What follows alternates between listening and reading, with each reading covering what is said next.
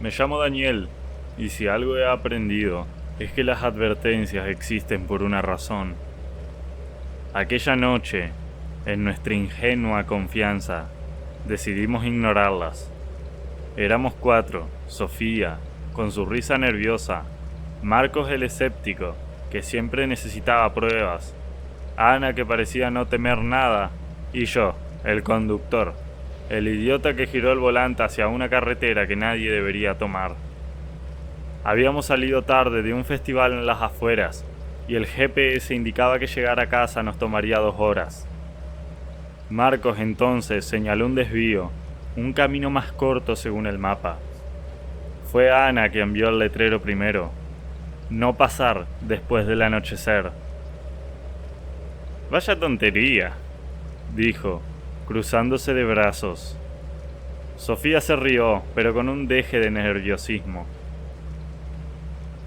Seguro es para asustar a los turistas, añadió Marcos, y su tono me convenció. Giré hacia el atajo, sin saber que estábamos dejando atrás la última oportunidad de volver. Al principio el camino parecía normal, aunque un poco más estrecho, pero a medida que avanzábamos los árboles se volvían más altos y extraños. Sus ramas se entrelazaban sobre nosotros, como si formaran un techo natural. Las luces del coche luchaban por atravesar la densa oscuridad. El aire pesado, cargado de un olor terroso, y algo más, algo rancio. «Esto está empezando a darme mala espina», dijo Sofía desde el asiento trasero. «Es solo un bosque», respondió Marcos, aunque su voz sonaba un poco menos segura. Ana miraba por la ventana en silencio, sus ojos clavados en la espesura. Seguimos adelante, pero el camino se volvió irregular, como si las raíces de los árboles lo hubieran reclamado. Cada bache era más profundo, y las sombras parecían moverse. Me dije que era un truco de las luces, pero entonces Ana habló. «Creo que algo nos está siguiendo». Nadie respondió. Miré por el espejo retrovisor, y por un segundo creí ver una figura oscura entre los árboles. Apreté el acelerador. Unos minutos después el coche comenzó a temblar. Las ramas golpeaban los costados, y el sonido de las hojas eran como susurros, palabras ininteligibles que parecían formar un coro inquietante. «¡Daniel! ¡Detente!», dijo Sofía, su voz quebrada. Frené en seco. Todos nos quedamos en silencio escuchando. Fue entonces cuando oímos un crujido, primero lejano y luego más cerca, como si algo pesado se moviera entre los árboles. Ana giró la cabeza lentamente hacia mí. «Esto no es un atajo». Intenté dar la vuelta, pero el camino había cambiado. Donde antes había una ruta clara, ahora solo había una maraña de raíces y ramas que parecían respirar. Sofía comenzó a llorar en silencio, y Marcos pálido murmuró: «¡Esto no es posible!». Seguimos avanzando sin otra opción. Los árboles parecían inclinarse hacia nosotros, sus troncos torcidos formando figuras grotescas. Vi caras en la corteza, rostros alargados con expresiones de angustia. Intenté no mirar, pero sentía sus ojos vacíos siguiéndonos. El crujido volvió, esta vez más cerca, y junto a él un sonido gélido, una risa, suave y distorsionada. Apagué la música del coche, aunque no sé por qué. Tal vez esperaba que el silencio nos protegiera. Marco sacó su teléfono, pero no había señal. Sofía intentó abrir la puerta desesperada, pero estaba trabada. Ana, quien siempre parecía imperturbable, tenía el rostro pálido, su mirada perdida. «Esto no va a dejarnos salir», dijo. Y entonces lo vimos. A unos metros, en medio del camino, había una figura humanoide, alta, con extremidades desproporcionadas, y un rostro que no era un rostro, sino un amasijo de sombras. Estaba inmóvil, observándonos, o al menos eso parecía. «No te detengas», dijo Ana. Pisé el acelerador, pero cuando el coche se acercó, la figura se desvaneció como humo. Marcos gritó, señalando algo en el espejo lateral. Más figuras, surgiendo entre los árboles acercándose. Cada una era distinta, pero todos compartían esa misma falta de rostro, esa sensación de vacío. ¡Sigue, sigue!, gritó Sofía, aferrándose al asiento. El camino comenzó a retorcerse, girando en ángulos imposibles. A veces parecía que estábamos conduciendo en círculos, y otras como si el coche flotara sobre un abismo. Las figuras no se alejaban, se multiplicaban, y sus risas resonaban como un eco interminable. Finalmente la carretera desembocó en un claro. Frené bruscamente, y todos salimos del coche, jadeando. En el centro del claro había una cabaña, pequeña y desvencijada, con una luz tenue parpadeando en su interior. «No hay otra salida», dijo Ana, apuntando hacia la cabaña. Entramos, porque quedarse afuera no era una opción. El interior olía a humedad y a algo podrido. Las paredes estaban cubiertas de fotos antiguas, todas mostrando diferentes épocas, pero con una cosa en común. Las personas que estaban en las fotos tenían los ojos arrancados o tachados con un carbón oscuro. En una mesa había un espejo roto y en su fragmento vi algo que me paralizó. En cada reflejo aparecíamos nosotros, pero no éramos nosotros. Nuestras pieles estaban pálidas, nuestras bocas torcidas en sonrisas inhumanas. «Es un ciclo», dijo Ana, rompiendo el silencio. «Estamos atrapados en su juego». La puerta de la cabaña se cerró de golpe, y las risas comenzaron de nuevo, más fuerte, más cerca. Entonces lo entendí, no íbamos a salir. La carretera no era un atajo, era una trampa. Y ahora otro grupo tomará este camino ignorando las advertencias, y nosotros seremos las sombras que lo seguirán.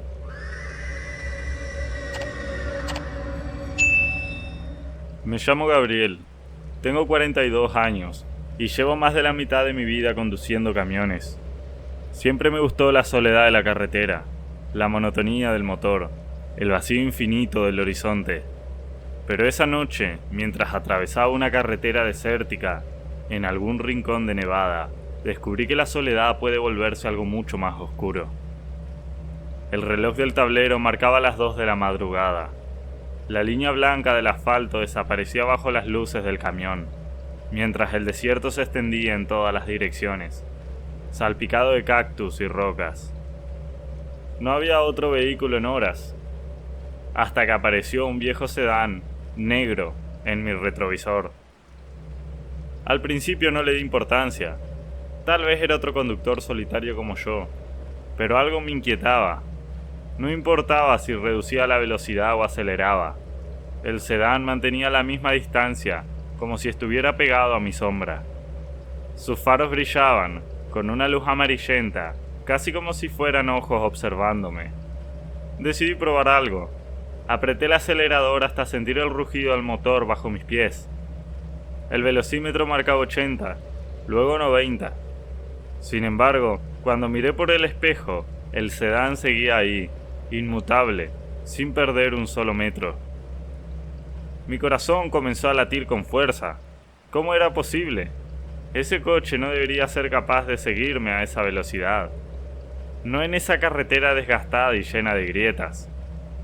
Fue entonces cuando vi algo que me dejó helado. En lugar de proyectar sombras, las luces del sedán parecían absorberlas.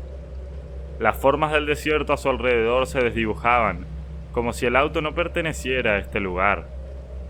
Pasaron unos minutos, o tal vez horas, no lo sé, hasta que divisé una gasolinera a un costado del camino. Tenía un letrero desteñido que apenas se sostenía sobre su estructura oxidada. Decidí parar. Tal vez era una locura, pero quería enfrentarme al conductor de ese maldito sedán. Apagué el motor y bajé del camión. El aire estaba cargado de polvo y un extraño olor a tierra mojada, aunque no había llovido en semanas. El sedán se detuvo detrás de mí, sus faros apagándose lentamente como si exhalaran su último aliento. Me acerqué con cautela. El coche estaba cubierto de una fina capa de polvo, y sus llantas parecían más viejas que la propia carretera. Al asomarme por la ventana del conductor, el frío recorrió cada fibra de mi cuerpo. El asiento estaba vacío, pero el volante parecía moverse por sí solo, girando levemente de un lado a otro. En la guantera, entre papeles amarillentos y desechos, encontré algo que me congeló la sangre. Era una licencia de conducir, con una foto descolorida de un hombre en sus 30, una expresión seria y ojos oscuros que parecían perforar el alma.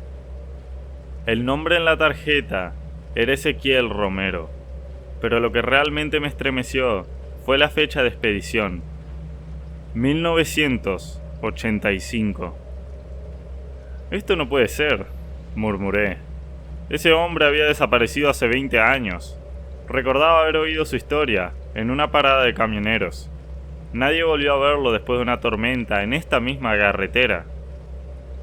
De repente el motor del sedán arrancó con un rugido seco, y sus faros se encendieron de nuevo, iluminando algo que no había visto antes. Una figura al otro lado de la carretera. Parecía un hombre, pero su silueta estaba distorsionada, como si el calor del asfalto la deformara. Se quedó ahí, inmóvil, mientras yo retrocedía hacia mi camión con la respiración agitada. Subí al asiento y encendí el motor. Necesitaba salir de ahí, pero cuando giré el volante, el camino que antes era recto, ahora parecía una espiral interminable.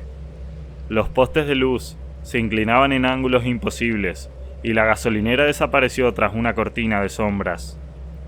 El sedán seguía detrás de mí, pero ahora podía verlo también en el espejo lateral, aunque no tenía ningún sentido. Era como si se reflejara en todas las direcciones, atrapándome en un bucle del que no podía escapar. Mi mente corría buscando una explicación. ¿Estaba muerto? ¿Había caído en algún rincón del tiempo? Entonces lo escuché. Una voz, apenas un susurro proveniente del radio del camión. «No estás solo, Gabriel». Mi nombre. Sabían mi nombre.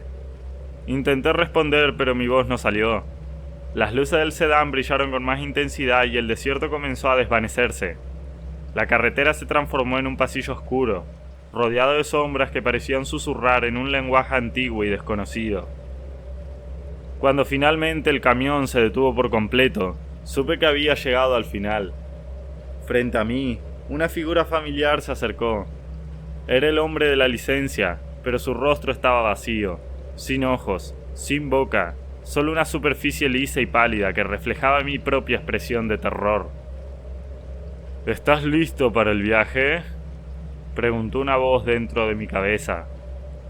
Antes de que pudiera responder, el sedán se fusionó con la oscuridad y la carretera desapareció. Solo quedó el vacío. Y entonces entendí, nunca había habido un final para este camino.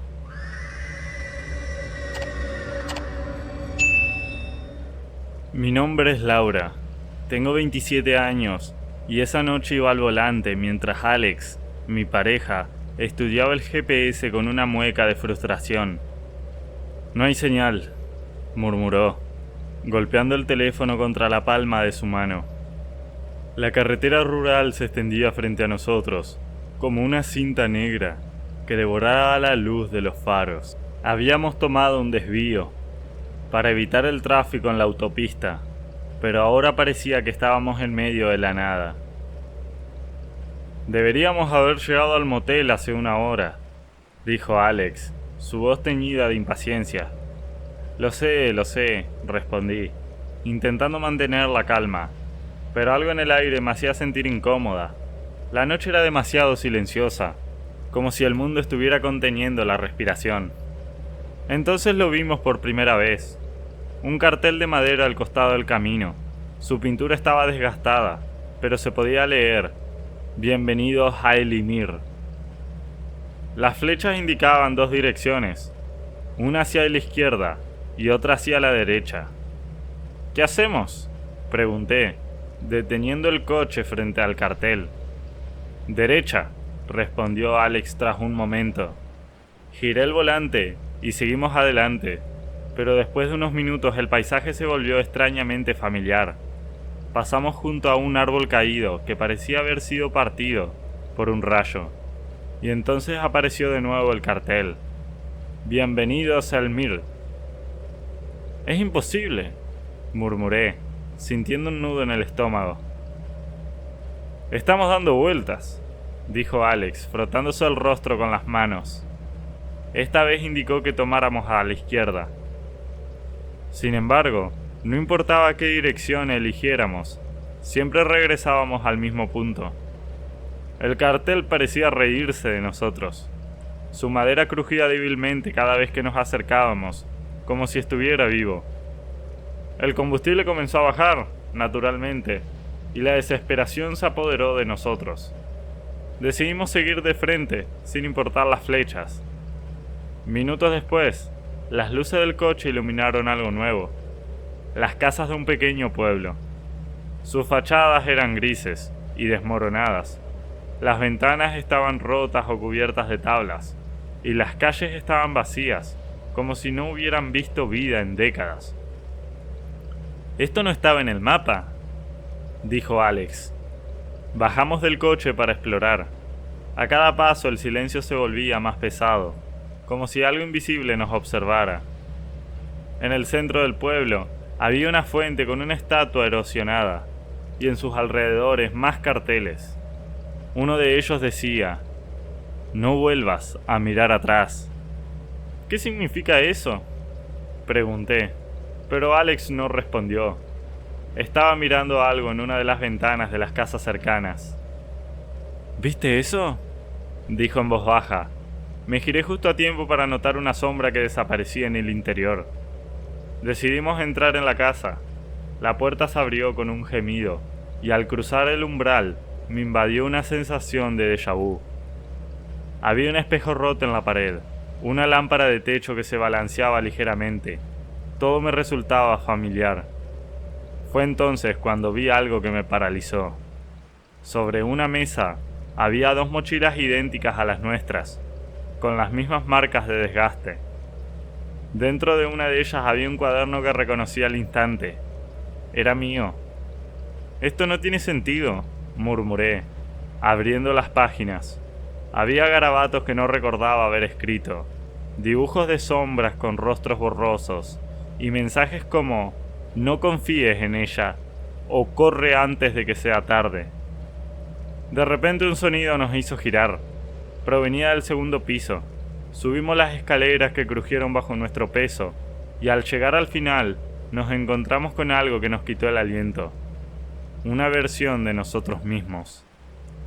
Eran idénticos a nosotros, pero sus ojos estaban vacíos, oscuros, como pozos sin fondo. Nos miraron fijamente mientras sus labios formaban una sonrisa antinatural. «No debieron venir aquí», dijeron al unísono, sus voces distorsionadas como un eco quebrado. Retrocedimos, pero cuando dimos media vuelta la casa había cambiado. La puerta por la que habíamos entrado ahora conducía a un pasillo interminable, cuyas paredes estaban cubiertas de espejos. En cada reflejo aparecíamos nosotros, pero cada versión parecía más distorsionada que la anterior. Corrimos, buscando una salida, pero el pasillo no tenía fin. Cada vez que miraba hacia los espejos veía algo nuevo. En una versión, Alex y yo estábamos envejecidos. En otra, nos faltaban partes del rostro. En la última, nuestros reflejos simplemente no estaban. «¡Laura! ¡Mira!», gritó Alex. Había una puerta al final del pasillo. Cruzamos sin dudarla y volvimos a la carretera junto al cartel. «Bienvenidos al Mir». Esta vez las flechas estaban tachadas. «No, otra vez no», susurré, sintiendo que el pánico me estrangulaba. El coche seguía ahí, pero cuando subimos, el tanque de gasolina estaba lleno, como si nunca hubiéramos conducido.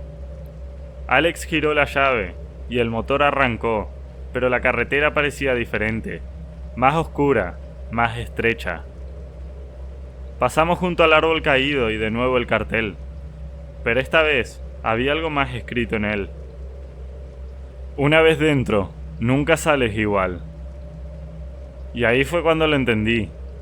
No éramos los mismos. Al mirar a Alex, noté que su reflejo en el espejo retrovisor no sonreía cuando él lo hacía.